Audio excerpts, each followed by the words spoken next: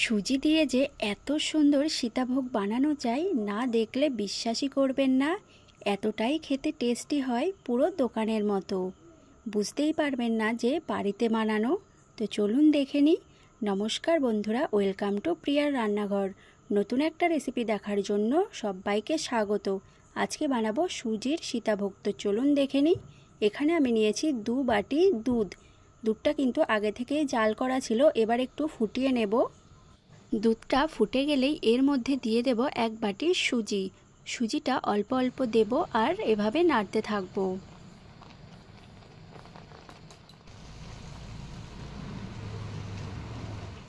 আর দিয়ে দিচ্ছি সামান্য লবণ। দেখবেন এইভাবে রান্না করতে করতে একটা ডোয়ের মতো তৈরি হয়ে যাবে। তো দেখুন খুব সুন্দর একটা ডো তৈরি হয়ে গেছে। এবার এই ডোটাকে নামিয়ে নেব। এই ডোটা হালকা একটু ঠান্ডা করে নেব, একেবারে কিন্তু ঠান্ডা করা যাবে না, তাহলে ডোটা শক্ত হয়ে যাবে। এবার এর মধ্যে দিয়ে দিচ্ছি 1/2 চামচ ঘি। ঘিটা দিয়ে ভালো করে মেখে নেব। এই ডোটা থেকে কিন্তু আমি নিকুতি মিষ্টিও বানিয়ে নেব।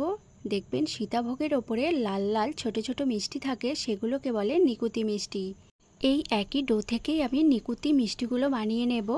তো দেখুন খুব সুন্দর একটা ডো মেখে নিয়েছি। এবার প্রথমে নিকুতি মিষ্টিগুলো বানিয়ে নেব।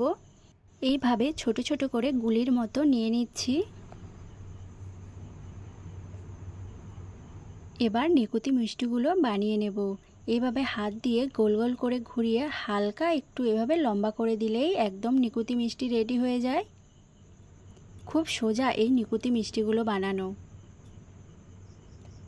তো দেখুন এখানে আমি সবগুলো মিষ্টি রেডি করে নিয়েছি। এবার বাকি যে ডোটা মেখে রেখেছি সেখান থেকে একটু বড় বড় করে গোল করে নেব।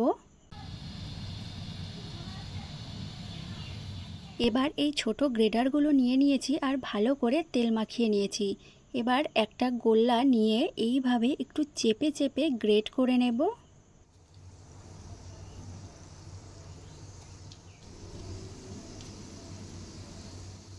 দেখবেন এইভাবে খুব সুন্দরভাবে সীতাভোগ মিষ্টিগুলো তেলের মধ্যে পড়বে আর সাথে সাথেই কিন্তু ভেসে উঠবে। তেলটা কিন্তু মিডিয়াম গরম রাখতে হবে, ঠান্ডা হলে কিন্তু একদমই হবে না। তো দেখুন এগুলো একদম বেশি ভাজার দরকার নেই, হালকা ভেজে আমি তুলে নিয়েছি।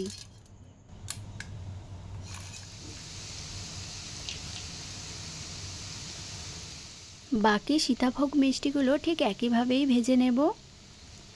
আর এগুলো তেলের মধ্যে দিয়ে কিন্তু খুব বেশি নাড়াচাড়া করবেন না, তাহলে ভেঙে যাবে। তো দেখুন হালকা ভাজা হয়ে গেছে, এবার তুলে নিচ্ছি।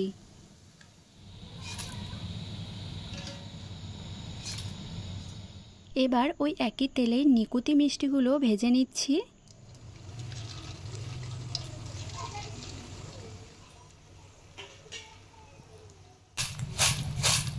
সীতাভোগগুলো খুব সুন্দর ভাজা হয়েছে। এবার নিকুতি মিষ্টিগুলো এইভাবে নেড়ে চেড়ে লালচে করে ভেজে তুলে নেব। চিনি শিরা বানানোর জন্য নিয়েছি 1 বাটি চিনি আর দিয়েছি 1 বাটি জল আর দিয়েছি 3টে এলাচ। যতটা কিন্তু আমি সুজি নিয়েছি ততটাই আমি চিনি নিয়েছি আর সেই একই পরিমাণ জল নিয়েছি। আর এই চিনি শিরাটা একদমই ঘন করব না, চিনিটা গলে গেলেই হালকা ফুটে আসলেই কিন্তু নামিয়ে নেব। তো দেখুন চিনিটা কিন্তু গলে গেছে, গ্যাসটা বন্ধ করে দিয়েছি। এবার চিনি শিরাটা আমি নামিয়ে নেব। নামিয়ে কিছুটা চিনির শিরা নিকুতি মিষ্টির মধ্যে দিয়ে দেব। আর বাকি চিনি শিরাতে সীতাভোগগুলো দিয়ে দেব।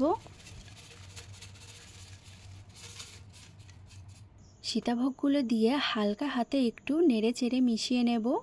মিশিয়ে 5 থেকে 10 মিনিট পর্যন্ত ঢাকা দিয়ে রেখে দেব। 10 মিনিট পর দেখুন মিষ্টিগুলো কতটা সুন্দর নরম হয়ে গেছে আর রসটা টেনে নিয়েছে। আর সীতাভোগগুলো কত সুন্দর নরম হয়ে গেছে আর ঝরঝরে হয়ে গেছে। এবার মিষ্টিগুলো ওপরে দিয়ে একটু সাজিয়ে নিয়েছি। এই সীতাভোগগুলো একবার বাড়িতে বানিয়ে খেলে বারবার খেতে ইচ্ছে করবে। পুরো দোকানের মতোই টেস্টি হয়, একবার বাড়িতে বানিয়ে দেখবেন। তো রেসিপিটি কেমন লেগেছে অবশ্যই কমেন্ট করে জানাবেন। আর ভিডিওটি যদি ভালো লেগে থাকে চ্যানেলটি সাবস্ক্রাইব করে দেবেন।